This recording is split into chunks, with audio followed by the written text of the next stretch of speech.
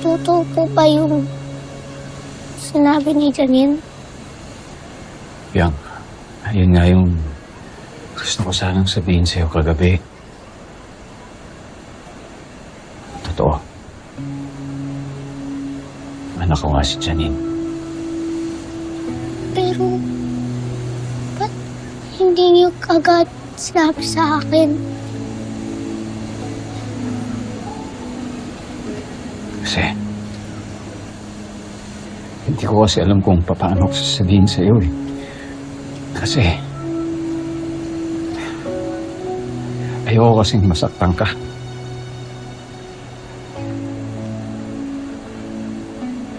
Pero nasaktan pa rin po ako.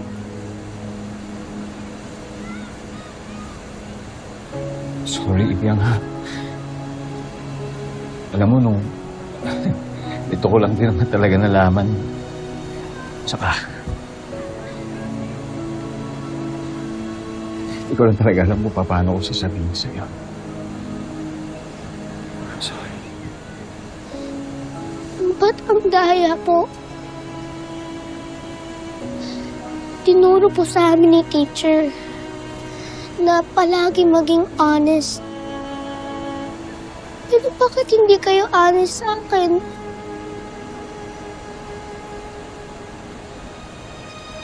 Yang. Yang.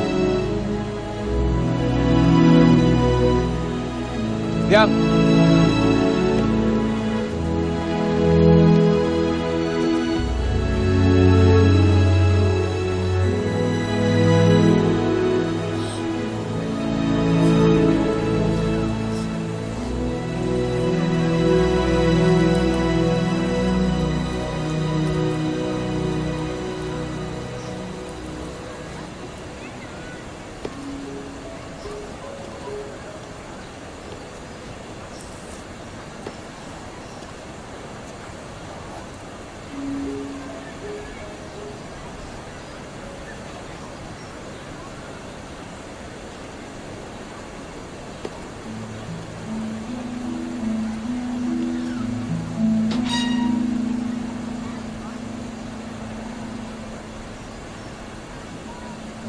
Alam ko, galit ka sa akin.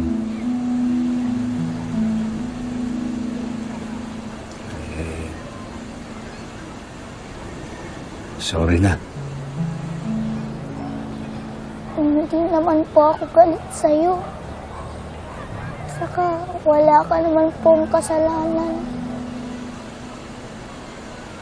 Sabi mo po, di ba, hindi mo po alam? Oo. Hindi ko naman alam eh. Sabi mo, hindi ka galit, pero bakit umiiyak ka?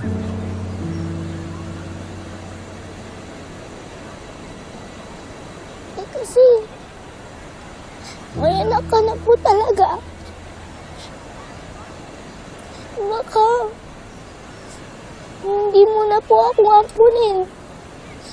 Kasi ang love mo na po si Janine. Sabi sa'yo niyan. Si Ambe talaga, pakadaldal talaga, oh. Narinig ko po kayo nag-uusap. Ibig makinig ka sa akin, ha? Hindi porket meron na akong totoong anak, ibig sabihin na hindi ko natutuparin ang pangako ko sa'yo. Dahil gagawin ko pa rin yun. Gagawin ko pa rin yung pangako ko sa'yo. Ako magiging tatay mo. Talaga po? Oo, di pareho ko kayong love. Siyempre, love ko rin si Janine. Love ko kayo pareho. Okay?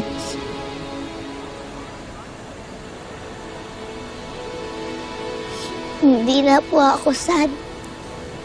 Happy na po ako ulit. Talaga?